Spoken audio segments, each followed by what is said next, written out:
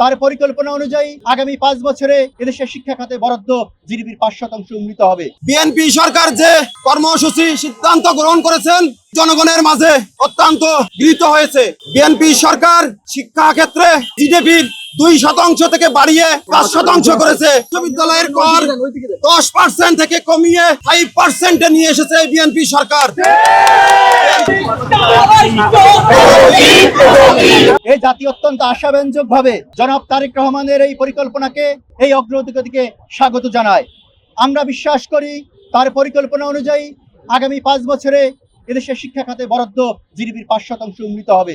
বাংলাদেশ জাতীয়তাবাদী ছাত্র দলের একজন কর্মী হিসাবে, একজন নেতা হিসেবে আমাদের অঙ্গীকার, আমরা এই তারেক রহমানের এই পরিকল্পনাকে শিক্ষার্থীদের মাঝে ছড়িয়ে দিতে আমরা একটি নিরাপদ ক্যাম্পাস গড়ে তুলব, যেখানে কোনো গেস্ট রুম কালচার থাকবে না, যেখানে কোনো শিক্ষার্থীদেরকে আর কোনো হয়রানি করা হবে না, যেখানে কোনো ত্যাগের রাজনীতি থাকবে না, যেখানে সকল মতের মানুষ, সকল মতের শিক্ষার্থীরা একটি নিরাপদ ক্যাম্পাস পাবে এবং তারেক রহমানের এই সুফল নিয়ে দেশ এবং বিদেশে তাদের বাংলাদেশের সুনাম অক্ষত রাখবে এবং বাংলাদেশের জন্য কল্যাণকর কিছু বয়ে আনবে।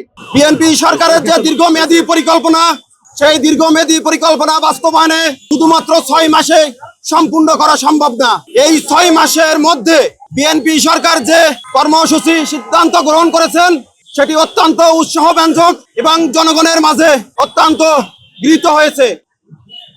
বিএনপি সরকার শিক্ষা ক্ষেত্রে যে গত বাজেটে 2% ছিল, সেই জিডিপির 2% থেকে বাড়িয়ে জিডিপি 5% করেছে এই বিএনপি সরকার।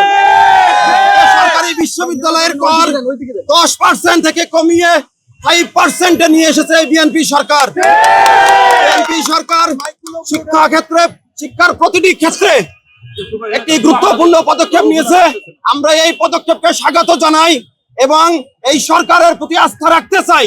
এই সরকার আগামীতে যে সকল পরিকল্পনা বাস্তবায়নে কাজ করবেন, আমরা মাঠে থেকে এই যে বট বাহিনী, গুপ্ত বাহিনী এবং নিষিদ্ধ সংগঠন যে অপপ্রচার চালায়, সেটির প্রতিবাদে আমরা মাঠে থাকবো ইনশাআল্লাহ।